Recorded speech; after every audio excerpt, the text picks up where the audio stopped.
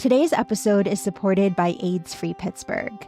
There are more than 5,000 people living with HIV in southwestern Pennsylvania, and the Ryan White HIV/AIDS program provides support services to help them get the care they need. That includes assistance with things like healthcare, medications, housing, transportation, food, and treatment for substance use disorders. Visit aidsfreepittsburgh.org to learn more.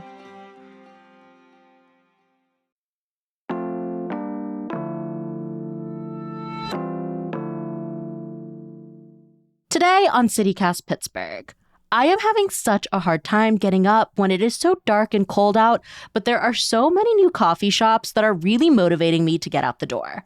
Plus, Pittsburgh's getting even more delicious pizza places. One even came all the way from Brooklyn, and you can sip on lots of specialty margaritas by the Liberty Bridge.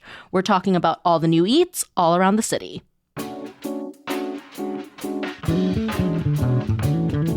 It's Thursday, December 4th. I'm Sophia Lowe, and here's what Pittsburgh's talking about.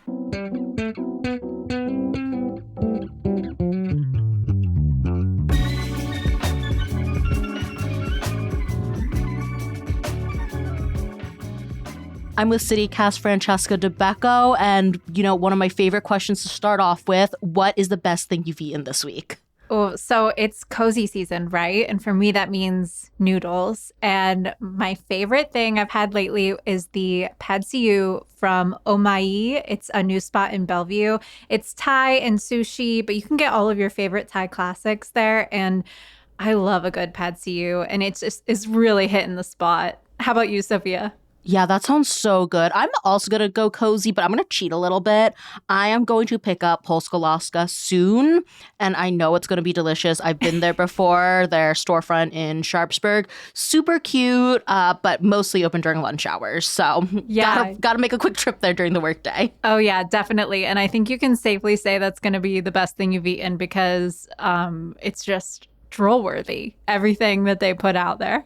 Yes, everything is so beautiful. The way they wrap the pierogies with the little braid is super cute. Yeah. But let's get into some new spots. I know there are a bunch of coffee shops opening up, and that feels like a good way to start. Wake up with your coffee. Yeah, this almost feels right, Sophia, that it's you and I talking about these new spots because I know we're both coffee fiends. We love a good coffee drink, and Pittsburgh is truly buzzing with new spots lately. One big one is Preamp Coffee Studio in Squirrel Hill. It's over there on Forbes Avenue.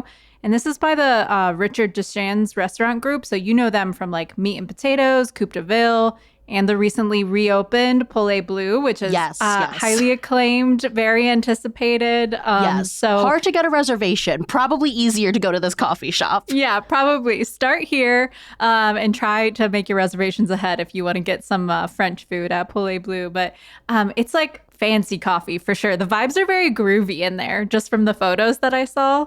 Yeah, I haven't been there myself, but I've seen a lot of posts on social media about it. It looks very cool. And their drinks. Oh my God, they have a yuzu espresso tonic. That sounds so yummy. Whoa. Okay. I might have to get a little adventurous and try that. I saw something on the menu called the Pappy Maple Bourbon Latte with smoky sea salt. And Yum. It's made with this bourbon-infused maple syrup that's called Pappy's. But in my mind, I thought this was inspired by someone's pap. And that made me want to get it. That's what I thought too. I was it's someone's grandpa's favorite drink. I'm on board. He made the bourbon, sure. I mean, that's pretty cool if Pappy likes a latte. I feel most paps like some black drip coffee. But hey, I'm good with whatever, but that made me want to try it. So definitely want to get over there. It looks so cozy. And they've also got some food on the menu too, some different concepts coming. Yes, I saw that they're going to change, the kitchen's going to change their concept about once a quarter. So maybe seasonal-ish. Right now, the concept is mortadella, so sandwiches.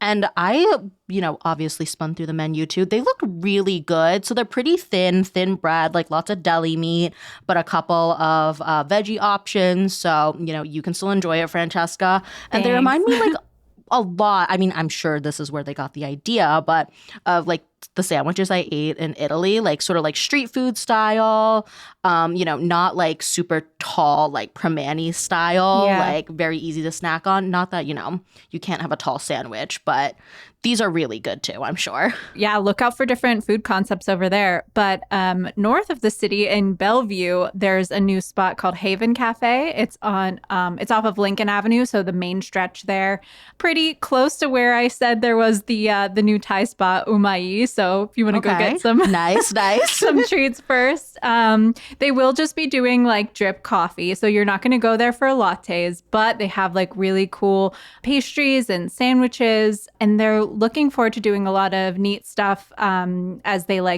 build their staffing and everything. They said they want to do a cheese counter, high tea like events and pop-ups, cooking classes, and a bread and jam. I almost said prescription. It should be a prescription, a subscription. That sounds so good.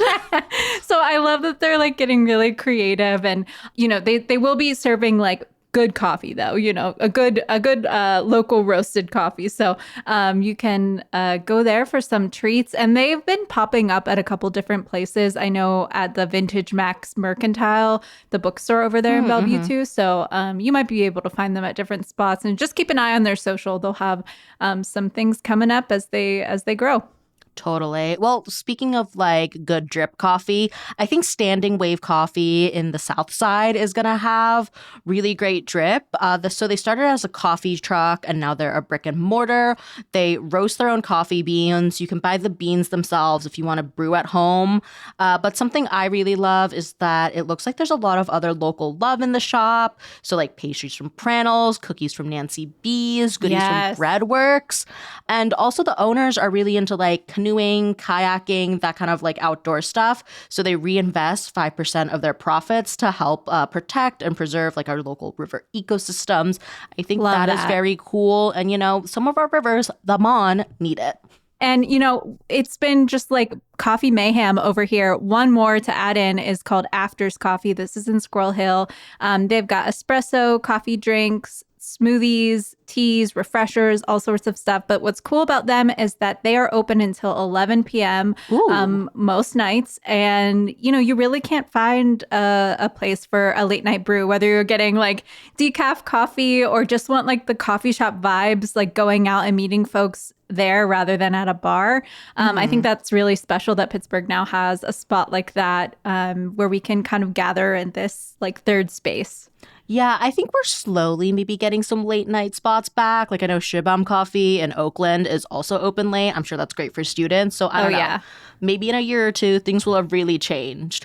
Yes. Moving on to pizza, we also have a bunch of pizza shops opening up. Fantastic. I love pizza. I love coffee. This is a dream come true for me. I know. We're really ending 2025 on a high note. I'm loving this. I actually had the chance to try one, which is the highly anticipated F&F Pizzeria in Mount Lebanon. It's on Beverly Road, that stretch over there where like Mediterra is, Panaderia Jasmine, the Mexican bakery, lots of good stuff. And you have one more reason to visit Beverly Road because these folks are from Brooklyn. It's like a really famous Brooklyn pizza spot. Yeah. We talked a little bit about this kind of in anticipation before they got here with pizza journalist Dan Tallarico. He always has such great recommendations and really has tried like every pizza shop in the city. Something that he said that I thought was really interesting, though, like he was wondering how they do when they came here, what the hype would be like, because like you said, really well-known spot, but also like our pizza culture has like really improved. We've had so many more shops, and now we do have like New York slices, like Rockaway Pizza. Yeah. So he was curious to see like how they do now versus maybe like coming in a few years ago, like that reception may have been a little different. But like, so I'm excited to hear what you thought. Like, what'd you eat? Did you like it? Yeah, I loved it. Awesome. Well, the cool thing about it is that they chose to come here because they've been visiting Pittsburgh for years. They have friends who live here, people in the industry, and they just kind of really loved Pittsburgh and thought that this would be another great place to bring their pizza, their F&F. And it's called F&F because it's by the Franks. So it's Frank Falcinelli and Frank Castronovo. And I really wanted to visit because let's just add one more Frankie into the game. I felt very much at home. And so I had, of course, you got to like try some appetizers too. I tried the greens and beans because I feel like that's a good measurement for me of like how good a place is going to be is can they do their greens and beans right? Because it's so simple, but somehow people still get it wrong sometimes. And it was delicious. It was delectable. Perfectly crispy bread. So savory, cheesy, delicious. The beans were like just it's, you know, I'm a simple Italian girl. I love greens and beans. And then we got some pizzas. My partner and I, we shared the classic cheese. Again, another good measurement of what a good pizza place is. And we got the Partana Classico, which had red onions and Calabrian chili and honey on it. And Frank Falcinelli actually says that this is his favorite one on the menu because it's the perfect amount of cheese, a little bit of vegetables and spice. It's a balanced bite. And I really like this pizza because it's thin crust, perfectly crispy. And it's also, they make their dough naturally fermented. So you got that little bit of like that sourdough bite. And so that was really good. And I'm looking forward to going back. I really want to try their mushroom pie the next time, a wild mushroom pie. That's definitely on my to-eat list. Okay, that does sound really good. Also, like the greens and beans, like appetizers. I feel like this is like a slightly nicer pizza place. So I'm going to say I think it's worth the trip. Something else I want to try really soon is Spirit Pizzeria. So this is in Lawrenceville, right off of Butler Street. And Spirit's been working on this like restaurant space. It's been like 2 years in the making. Yeah, it's been a while. Yeah. I'm so glad it's finally here. It's separate from like their event space and bar, so you can go sit down just for food. It looks super cozy. There are so many booths. And as part of, you know, this whole expansion, they've also expanded their menus. So they've got pizza, obviously, but also pasta, soups and salads, and, you know, a pretty extensive wine and cocktail list. So lots of things to do there. And when the weather gets nice, definitely worth checking it out again because part of this whole renovation has also included this Spirit Garden bar. But, you know, as we were recording, it's raining. This would be miserable weather for it. So that's an April aspiration probably for me. Okay. And like we said, both coffee shops and pizza, they're just having a moment right now. And there are some more to look forward to. So Cork and Crust is opening in the Oaklander Hotel. That's going to be like a Neapolitan style pizza. La Grassa is opening in Lawrenceville in the spring. And I love this because and Sophia, you may have seen this because you're over there a lot. Their little sign on the door right now says your new favorite corner. Because they do like their corner slices, right? Yes. It's a square. Yes. That's super cute. Everyone gets a corner slice and the restaurant is on the corner. So it's like perfect marketing. I love it. They do deep dish, right? I've never actually had. Okay. My hot take, deep dish, totally fine. Not pizza. Casserole. Too thick to be pizza. But, you know. Okay. Well, we'll just have to see when they open and you'll have to try it for yourself. I'm sure I'll like it. But deep dish pizza, I think, is its own special category. That's super fair. And one I'm really excited about, my personal favorite right now is Munn's Pizza. They're known for their pop-ups on the north side. They are frequently at Allegheny City Brewing, and they are getting a brick and mortar on the north side, but they are not telling where yet. So, shh. I'm not spoiling the secret, but look forward to that soon, probably by the end of this year, into the new year. So many great pizza and coffee shops. We are well taken care of here in the Berg, Sophia.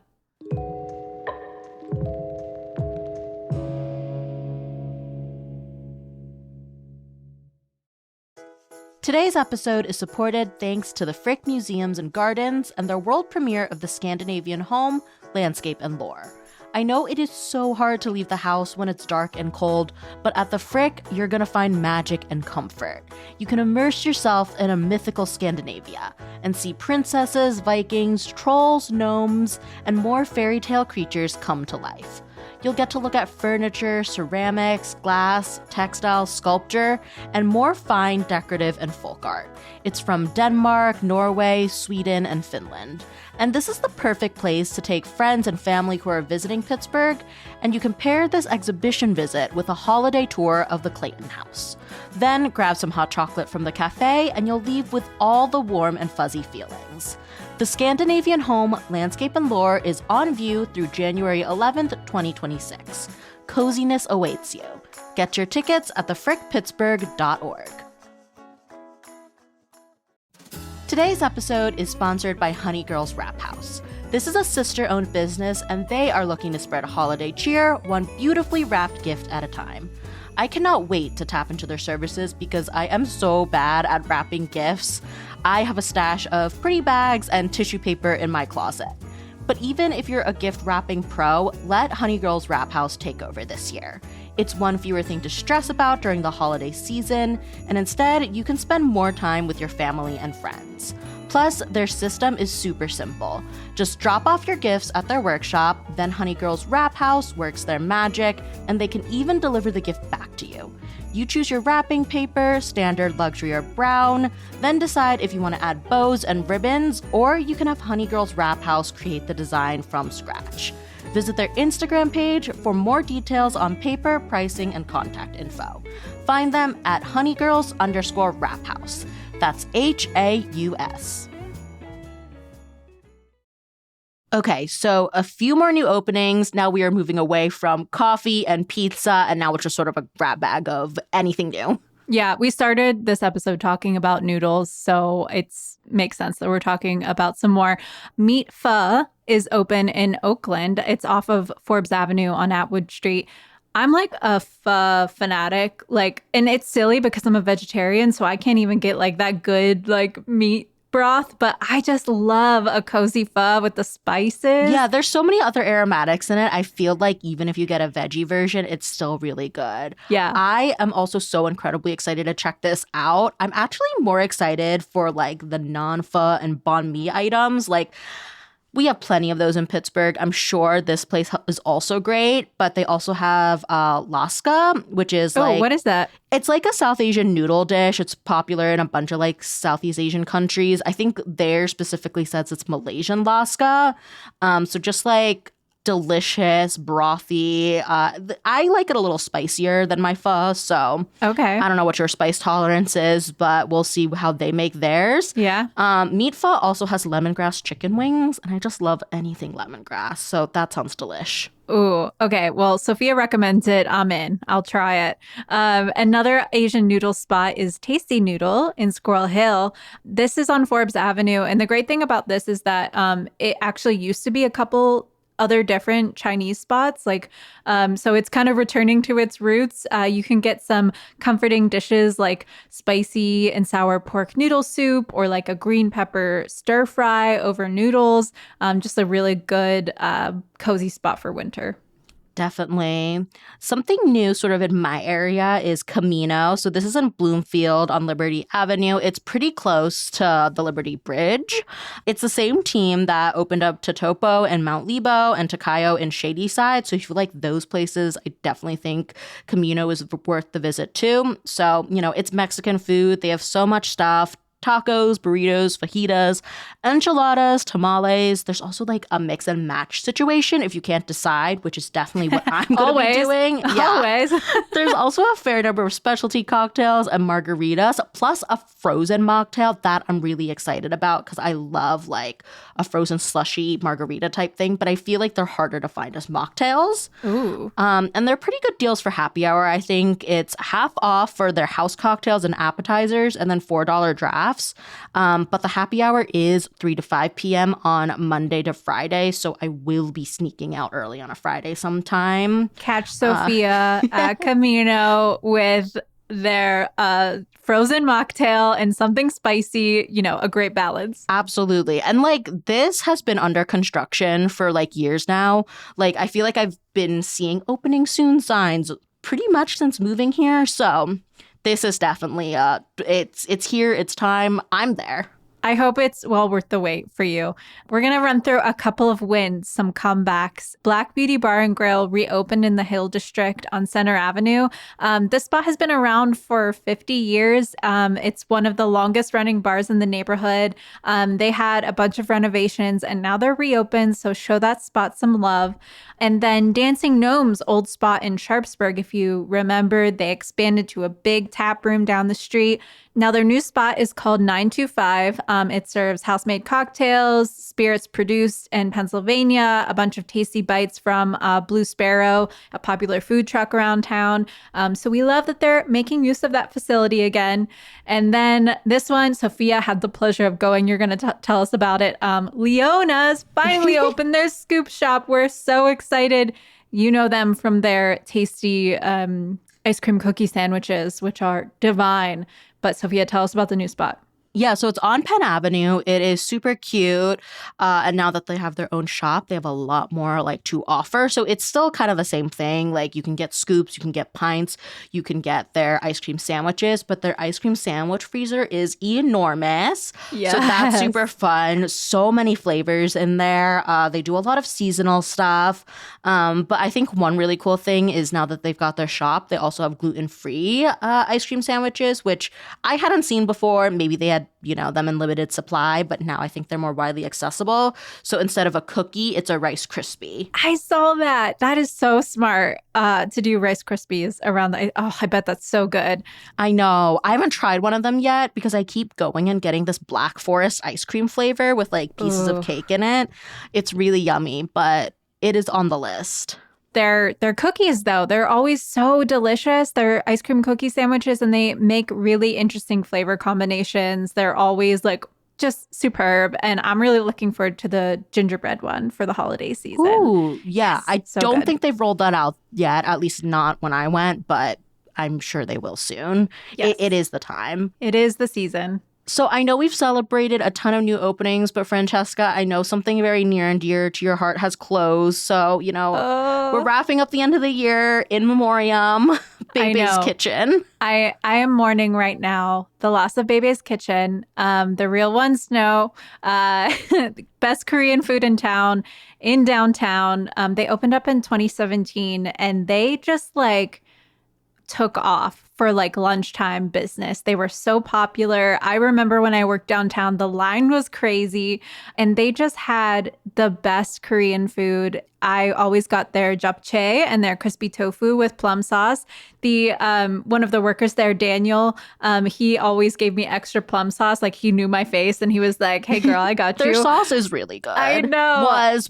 That's sad. I know. I'm so sad. My partner is Korean and this is the closest to his mom's food that we have had in Pittsburgh. And what I really loved about them too is that their kimchi was vegan. So they didn't put fish sauce in it. And that just opened up, these flavors to a bigger audience, whether you just don't eat fish or don't like fish or whatever. I respect the tradition of putting fish sauce in kimchi, but it was always so comforting and I'm really, really going to miss them. They said they had to close because of just business challenges, personal challenges, a lot of stress from the pandemic. They never fully recovered, and that makes sense. Downtown in general has been struggling, and I don't know what's next for them. I hope that we can get a Korean food spot that was just as good as them. I mean, they won awards. They were best Korean restaurant in Pittsburgh 6 years in a row.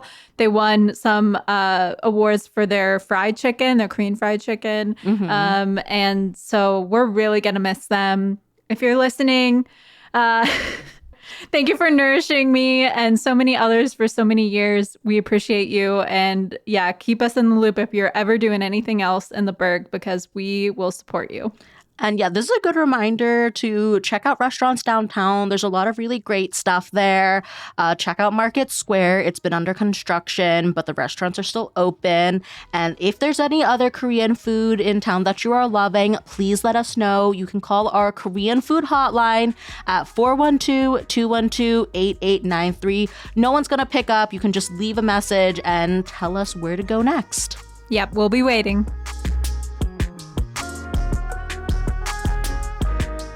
That's all for today here on CityCast Pittsburgh. If you're liking the food news, definitely head over to our website, pittsburgh.citycast.fm. We've got this running list of new restaurants to check out in Pittsburgh, but we've also got lots of other great roundups, like cool cooking classes and where to find meals for under $10.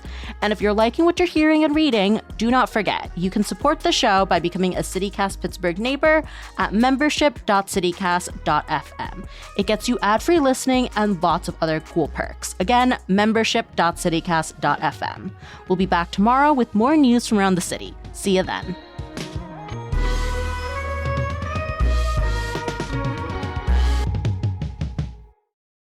I don't know a single person who has been to like their actual bakery or like production center, but like everyone knows a Nancy B cookie. If not, from a coffee shop, maybe Pages, they have the sundae.